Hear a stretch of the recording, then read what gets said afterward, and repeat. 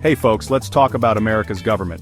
It's like a big, messy reality show, but instead of fighting over roses, they fight over power. The founding fathers, those powdered, wig-wearing geniuses, knew that too much power in one place is a recipe for disaster. So they created a system of checks and balances. Think of it like a three-legged stool. You've got the legislative branch, Congress, the executive branch, the president, and the judicial branch, the courts. Each branch has its own job, but they're all connected. And just like that wobbly stool, if one leg gets too big for its britches, the whole thing goes toppling down. This system is designed to prevent tyranny. No king, no dictator, just a bunch of politicians arguing with each other. It's messy, it's loud, but hey, it's worked for over 200 years. Now you might be thinking, this sounds boring, but trust me, when you throw in a reality TV star like Donald Trump, things get very interesting. Let's just say he put those checks and balances to the test. Alright, let's break down this three-ring circus of government, shall we? First up, Congress, the legislative branch. Their main gig is making laws. They're like the writers of the show, coming up with all the crazy plot lines.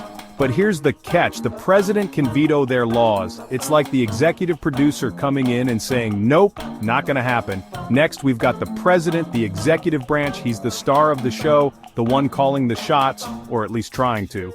He signs bills into law, commands the military, and generally tries to look presidential. But hold your horses, Mr. President. The courts can declare his actions unconstitutional. Talk about a reality check. Finally, we have the courts, the judicial branch. They're like the judges on America's Got Talent, deciding what flies and what flops. They interpret the laws and make sure everyone's playing by the rules. And guess what? They can even strike down laws passed by Congress. It's like Simon Cowell telling Congress their song is off-key. Now let's talk about our favorite reality TV president, Donald J. Trump. He came into office like a bull in a china shop, tweeting insults and challenging norms. He pushed the limits of presidential power, testing the very foundation of our democracy.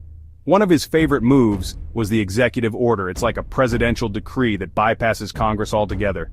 Need to build a wall? Executive order. Want to ban travel from certain countries? Executive order. It was enough to make your head spin. But remember those pesky checks and balances? They didn't disappear just because Trump pretended they didn't exist. The courts blocked several of his executive orders, ruling that he'd overstepped his authority. It was a big legal smackdown, and it showed that even the president isn't above the law. Now let's not forget about the states. They're like the supporting cast of this political drama, and they have a big role to play. You see, America has a system called federalism, which means power is divided between the federal government and the states. It's like a giant game of tug-of-war, with each side vying for control. During the Trump era, the states became a major check on federal power. When Trump tried to enact policies they didn't like, they fought back. California became a sanctuary state, protecting undocumented immigrants from federal immigration enforcement. Several states sued the Trump administration over its environmental policies. It was a reminder that America is not a dictatorship, and the states have a voice.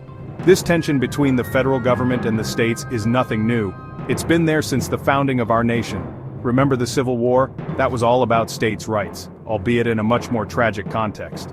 The point is, federalism is a messy, complicated system. But it's also a vital one, because it prevents the concentration of power and protects the rights of individual states.